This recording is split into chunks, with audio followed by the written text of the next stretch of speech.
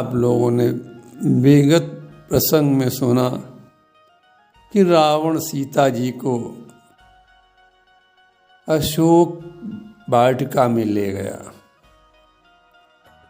अशोक वाटिका में उसने बहुत से सुंदर सुंदर दिव्य स्थान दिखाए,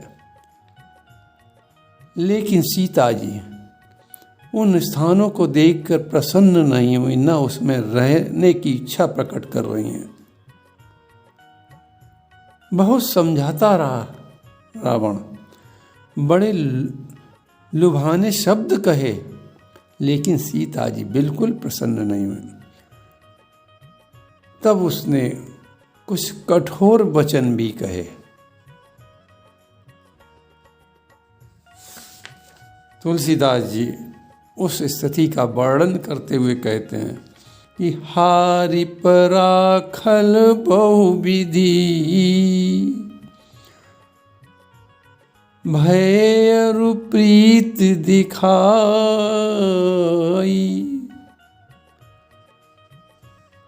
बहुत प्रकार से सीता जी को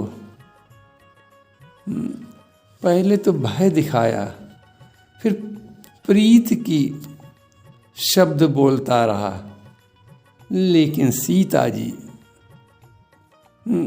कोई उसे उत्तर नहीं दे रही हैं, किसी प्रकार का उत्तर नहीं दे रही हैं। तब वो हार गया।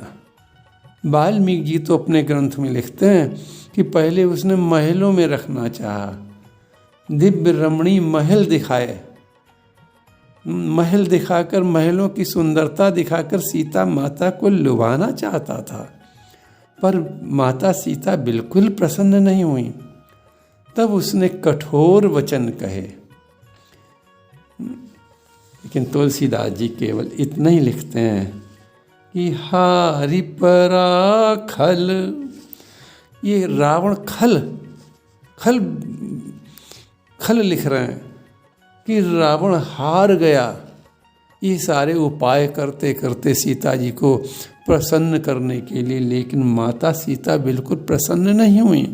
तो भय दिखाकर, भय क्या दिखाया, इसका वाल्मीकि ने वर्णन किया, तुलसीदास जी ने नहीं वर्णन किया। भय दिखाया कि 12 महीने में यदि तुमने हमको स्वीकार नहीं किया, रावण कह रहा है सीता माता से कि 12 मास में यदि तुमने स्वीकार नहीं किया तो तुम्हें मार डालेंगे हम। ये भय दिखाया। लेकिन तुलसीदास जी केवल भय शब्द लिखकर ग्रंथ की मर्यादा को बनाए रखे हैं कि हारि पराखल बहुविधि, भय अरु प्रीति दिखाई। तब अशोक पादप तर, राखिस जतन कराई। तब उसने अशोक वृक्ष के नीचे सीता जी को रख दिया, बैठाल दिया। सीता जी बड़ी दीन अवस्था में अशोक वृक्ष के नीचे बैठी हुई हैं। सीता जी ने वनवास धर्म समझकर उस वृक्ष को स्वीकार कर लिया।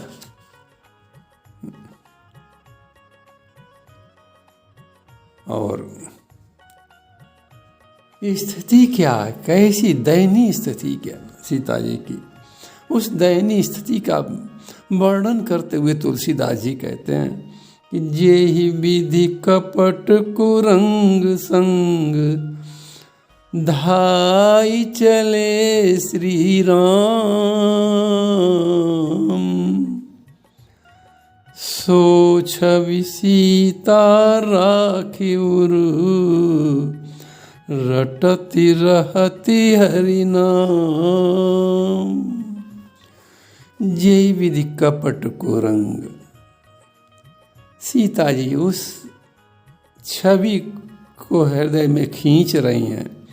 जब प्रभु से कहा था कि इसका वध करके, इस हिरण का वध करके ले आओ, और प्रभु धनुष बाण हाथ में लेकर जा रहे हैं। कमर में प्रभु की तरकस कसी हुई है। मृग आगे आगे भाग रहा है। कैसा भाग्यशाली मृग है कि परमात्मा जिस उसके पीछे दौड़े। क्या भाग्य मारीच का। तो वो छवि सीता जी खींच रहे हैं कि आगे आगे तो मृग भाग रहा है और पीछे पीछे हमारे प्रभु उसे मारने, उसे पकड़ने के लिए दौड़ रहे हैं। वही छवि को सीता जी ने हृदय में खींचा।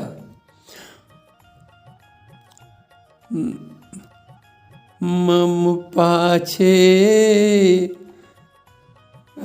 क्या वर्णन तुलसीदास जी करते हैं कि मारीच के पीछे दौड़ रहे थे। मम पाछे धर धावत, धरे सरासन बान। कितनी सुंदरता को प्राप्त हो रहा, कैसी शोभा उस समय की लग रही थी। कैसे शोभायमान हमारे प्रभु उस समय लग रहे थे कि धनुष हाथ में है, कमर में तरकस कसी हुई है और मारीच आगे आगे है, हिरण आगे आगे, प्रभु पीछे पीछे हैं। बस यही सीता जी छवि को हृदय में धारण कर रही हैं। तुलसीदास जी भी गीतावली में इस छवि को अपने हृदय में बसा रहे हैं। गीतावली में तुलसीदास जी ने बहुत सुंदर वर्णन किया इसका, इस छवि का। सोहति मधुर मनोहर मूर्ति, हेम हरिन के पाछे, धावन नवन बिलोकन बिचकनी, बसे तुलसी उर आछे। तुलसीदास जी गीतावली में कहते हैं, प्रभु ये छवि हमारे हृदय में भी बस जाए। बस यही छवि को सीता जी ने अपने हृदय में बसा लिया। और जीव से क्या कर रही हैं? रटत रहती हरि नाम। जीव से निरंतर राम राम राम की रटना लगाए। देखो, जपना और रटना में अंतर है। जाप थोड़ी समय के लिए होता है। हम लोग मालाओं का जाप करते हैं तो घंटे, आध घंटे, 2 घंटे, 4 घंटे कर सकते हैं।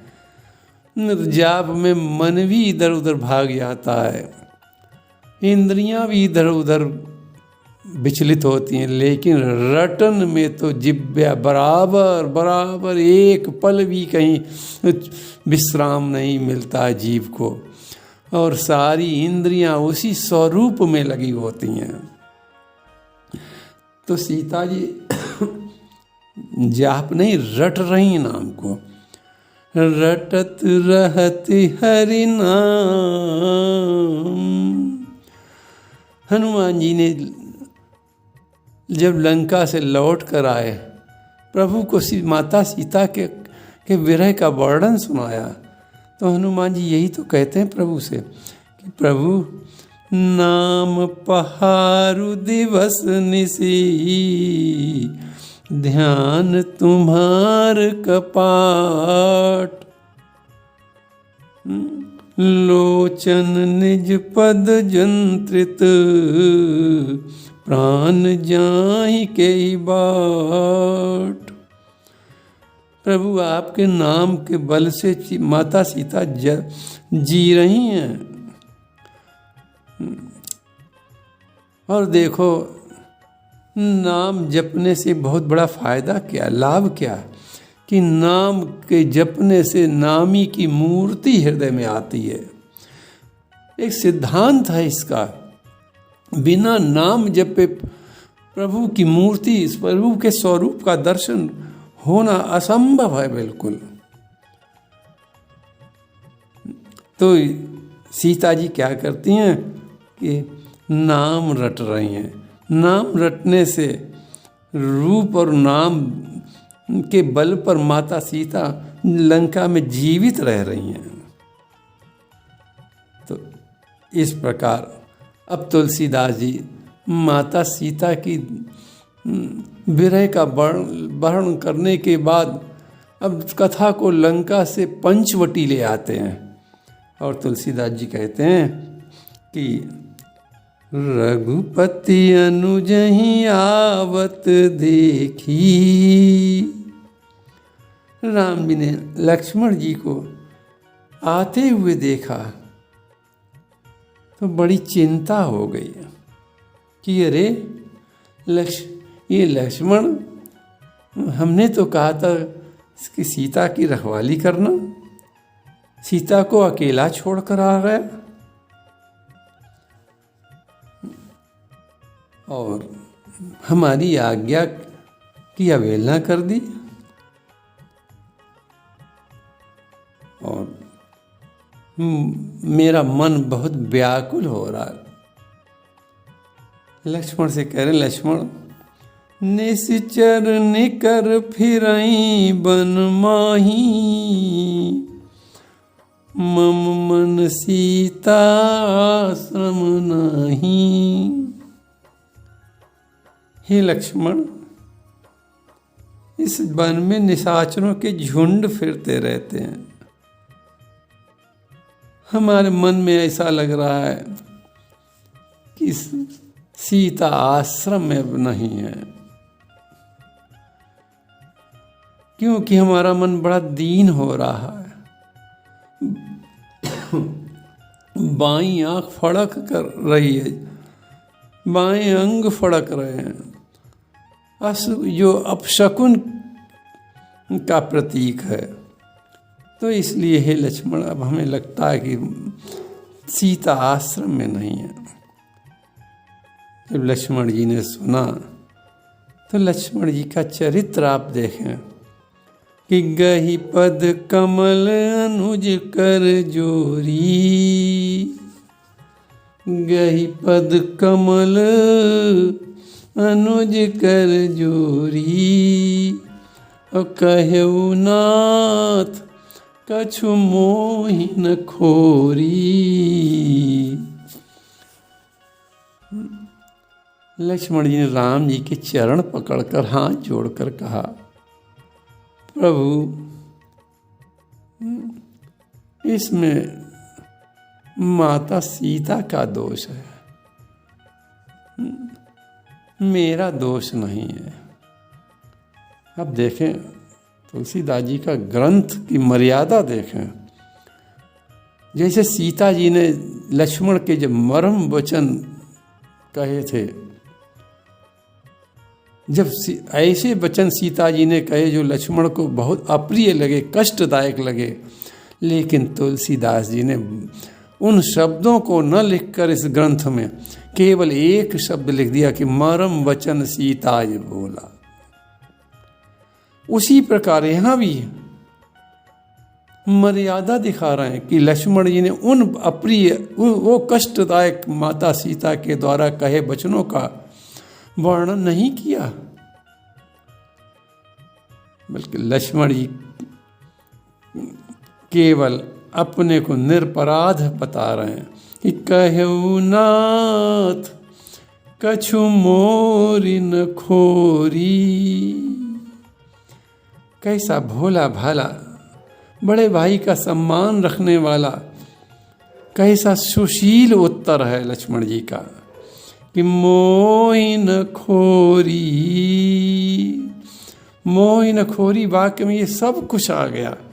लक्ष्मण जी की सुशीलता आ गई, बड़े भाई का सम्मान आ गया, भोला भाला उत्तर आ गया कि कहु नाथ। लक्ष्मण जी कह रहे हैं कछु मोर न खोरी।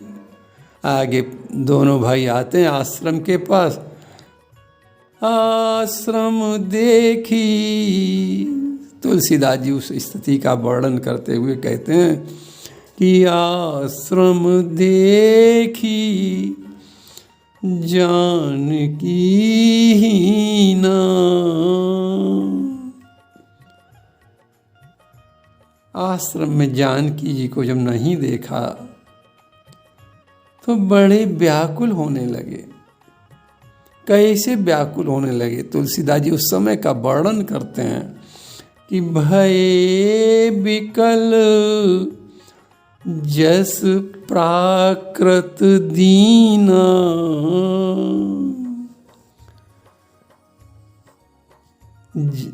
भये, इस अर्धाली को जरा समझ लें आप लोग ढंग से, कि भये विकल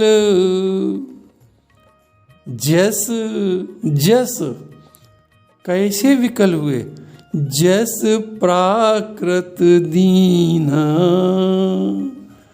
तुलसीदास जी यहाँ स्पष्ट ये करना चाहते कि राम जी साधारण मनुष्य नहीं है, सृष्टि पर जन्म लेने वाले मनुष्य नहीं है, ये तो ब्रह्म हैं। इन्होंने रावण वध के लिए ये नर रूप धारण किया है, तो उसी नर रूप के अनुसार नर यहाँ विलाप का नाटक कर रहे हैं, नाटक कर रहे हैं। तो इसलिए तुलसीदास जी ने शब्द क्या लिखा कि माता सीता को आश्रम में जब नहीं देखा तो कैसे व्याकुल हुए। भये विकल जस, जस प्राकृत दीना, प्राकृत दीना। जैसे साधारण मनुष्य व्याकुल हो जाता है, उसी प्रकार प्रभु नाटक करते हुए कर रहे हैं। प्रभु का नाटक तो देखो, क्या संसार का मनुष्य नाटक कर सकता है। विरह का नाटक, प्रभु का नाटक कितना सुंदर है। कह रहे थे उस प्रकार जैसे साधारण मनुष्य दुखी होता पत्नी के विरह में, वैसे आज प्रभु बड़े दुखी होकर क्या कह रहे हैं कि हा गुण खान जानकी सीता, जानकी सीता।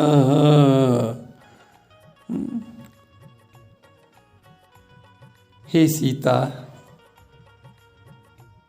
तुम जमीन से प्रकट हुई हो, कहीं पृथ्वी में गुप्त होकर हमारे प्रेम की परीक्षा तो नहीं कर रही हो।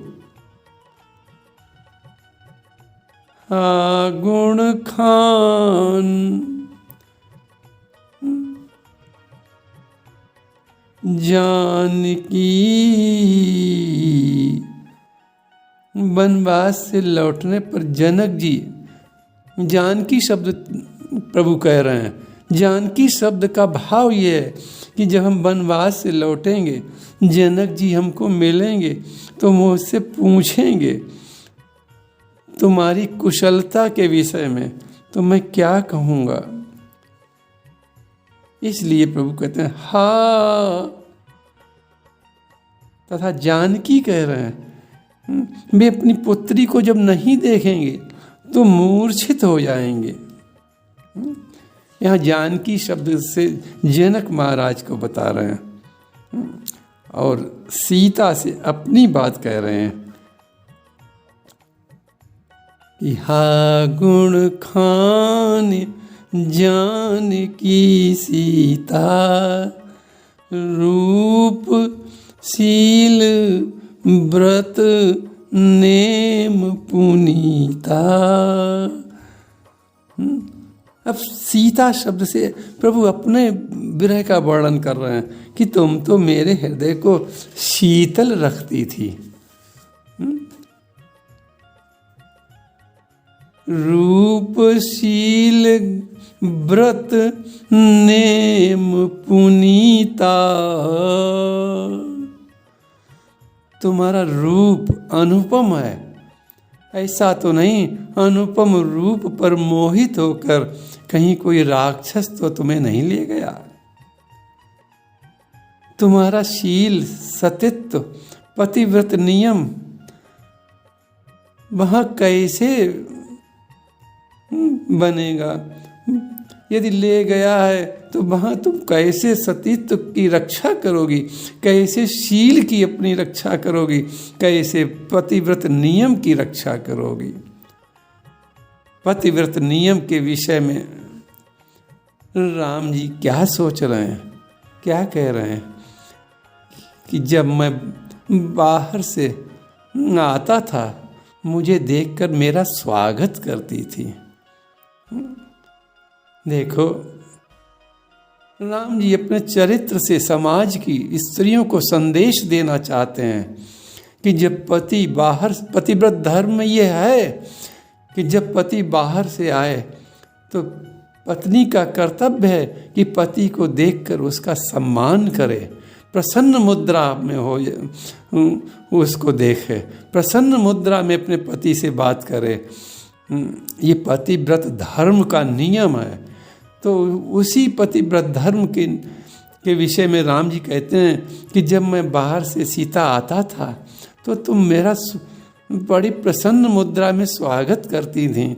मैं तुम्हारे रूप को देखकर श्रम रहित हो जाता था, मेरे चरण धोती थी, प्रिय वचन बोलती थी। आज हे सीता तुम कहाँ हो? तुम उस शील व्रत नियम का पालन क्यों नहीं कर रही हो? मैं आश्रम में आ गया हूँ।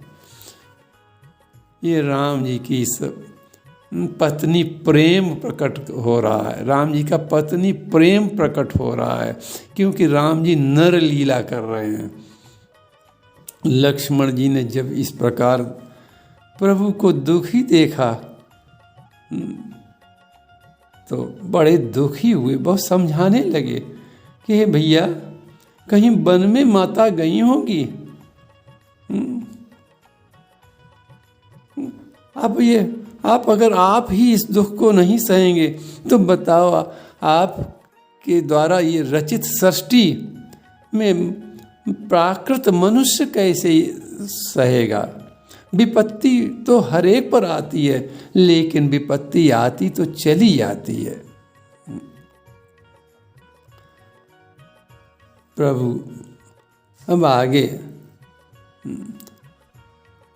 जो पक्षी मिलते थे उनसे पूछते थे, हिरण मिलते थे उनसे पूछते थे, भंवरों से पूछते थे कि हे खग मृग,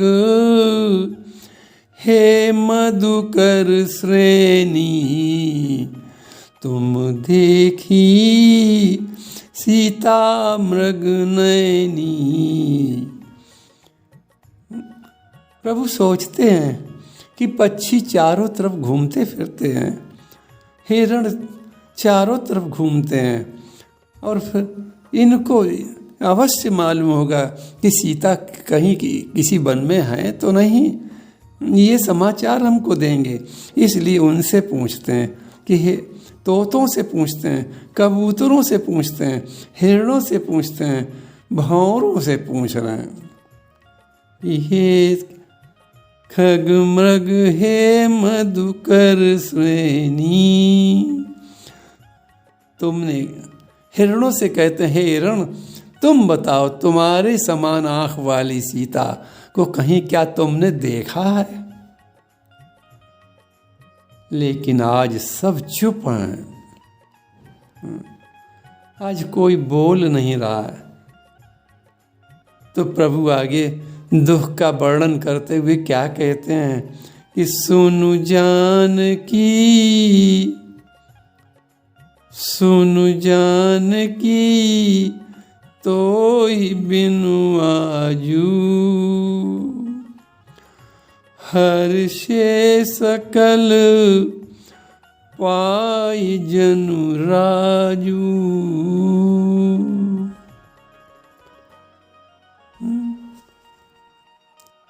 सुनु जानकी, अरे जानकी सुनो, तुम्हारे बिना आज ये सब राज्य पा गए ऐसा मालूम पड़ रहा है। ये हिरण, ये पक्षी, ये सब मालूम पड़ता है आज राजा बन गए हैं। वैसे तो तुम ही यहाँ की सर्वश्रेष्ठ थीं। इससे इनको ये मालूम पड़ता ईर्ष्या हो रही थी, इसलिए आज तुम यहाँ से चली गई तो ये रहा यहाँ के राजा बन गए। ऐसा मालूम पड़ता इन्होंने राज्य प्राप्त कर लिया है। तुम जानकी प्रकट होकर इनका राज्य छीन लो। लक्ष्मण समुझाए बहु भांति, पूछत चले। लक्ष्मण जी ने जब इस प्रकार से अपने भाई राम को दुखी देखा तो बहुत समझा रहे हैं। लक्ष्मण समुझाए बहु भांति, पूछत चले लता रूपाती। पूछत चले लता रूपाती। देखो वन निर्जन है, यहाँ और कौन है जिससे प्रभु पूछते, इसलिए लताएं मिलती हैं तो उनसे लिपट कर पूछते हैं, क्या तुमने जानकी को देखा है? वृक्ष मिलते हैं उनसे, जहाँ जिन वृक्षों के नीचे सीताराम जी बैठा करते थे, उनसे प्रभु पूछ रहे हैं कि तुम तो सीता को अवश्य पहचानते हो, बताओ सीता कहाँ है? पूछत चले लता रूपाती। लेकिन आज सब चुप हैं, सब चुप हैं, कोई उत्तर नहीं दे रहा है, सब लोग मौन हैं। देखो यहाँ एक बहुत बड़ा संदेश मिलता है कि जब हमारे जीवन की शांति खो जाए, जब भोगवादी व्यवस्था शांति का हरण कर ले, देखो भोगवाद से शांति जीवन की चली जाती है। यहाँ इस प्रसंग से बहुत बड़ा संदेश मिलता है कि भोगवाद में जब हम फंसेंगे तो हमारे जीवन से शांति का हरण अवश्य हो जाएगा। तो जब भोगवादी व्यवस्था ने, आप सोचो रावण भोगवादी व्यवस्था है, उसने छाया शांति का हरण कर लिया, तो उसे वापस लाने का उपाय क्या है? वैसे अगर मानस की दृष्टिकोण से हम देखें तो छाया शांति को वापस लाने का उपाय किष्किंधा कांड है, सुंदर कांड है, लंका कांड है और उत्तर कांड है। ये सब सीता को वापस लाने के उपाय के लिए ही कांड तुलसी बाबा ने लिखे हैं। लेकिन हमारे जीवन के लिए विशेष बात क्या है कि यदि हमारे जीवन की शांति खो जाए तो तत्काल फिर उसकी खोज में लग जाओ। देखो संपत्ति से शांति बड़ी है, संपत्ति बड़ी नहीं है, शांति बड़ी है। और प्रयास कैसा करो? चरम सीमा का प्रयास करो, जो मिले उससे पूछो। राम जी यही तो संकेत कर रहे हैं नरलीला करके। राम जी आप देखो, हे खग मृग हे मधुकर श्रेणी, इन सबसे पूछ रहे हैं। तो ऐसे ही हमारे जीवन में यदि शांति चली जाए तो चरम सीमा का प्रयास करके जो मिले उससे पूछो कि शांति जीवन में कैसे वापस आएगी। क्योंकि शांति के बिना जीवन बेकार है। प्रभु की तो नरलीला चल रही है, तो इसलिए प्रभु सबसे पूछ रहे हैं। और क्या कह रहे हैं कि किमि सही जात अनख तोहि पाही, प्रिया बेग प्रगटस कस नाही। अरे तुम पृथ्वी की पुत्री हो, तुम तो भले ही दुख सह लो, लेकिन हम तो राजकुमार, हम ये तुम्हारा विरह का दुख सह नहीं सकते हैं, इसलिए कहीं हो, जहाँ भी हो प्रकट हो जाओ। तो यही विधि खोजत बिलपत स्वामी, मनहु महा बिरही अति कामी। इस प्रकार विलाप करते हुए तुलसीदास जी लिख कह रहे हैं, इस प्रकार हमारे स्वामी राम माता सीता की विरह में विलाप करते हुए उनको खोजते फिर रहे हैं। ऐसा लगता है मनहु महा बिरही अति कामी। मालूम पड़ता है कि जिस प्रकार संसार का मनुष्य बिरही, जितने ब्रह्मांड में जितने बिरही हैं और कामी हैं, प्रभु आज उन सब में बढ़ चढ़कर बिरही और कामी लग रहे हैं। कैसा मनुष्य का चरित्र कर रहे हैं, जबकि ये मनुष्य नहीं है, ये तो पूर्ण काम राम सुख राशि। ये तो पूर्ण काम है, इनकी सारी कामनाएं पूर्ण हैं, इनमें तो वियोग है ही नहीं। लेकिन ये प्रभु क्योंकि आनंद की राशि प्रभु, दुख का लेश मात्र नहीं है, तो दुखी कैसे हो सकते हैं। लेकिन नहीं, प्रभु नर लीला कर रहे हैं, इसलिए मनहु महा बिरही अति कामी। और नारद जी का वचन सत्य कर रहे हैं कि नारी बिरह तुम हो दुखारी। बस यहीं से आज का प्रसंग विश्राम होता है। आप लोगों ने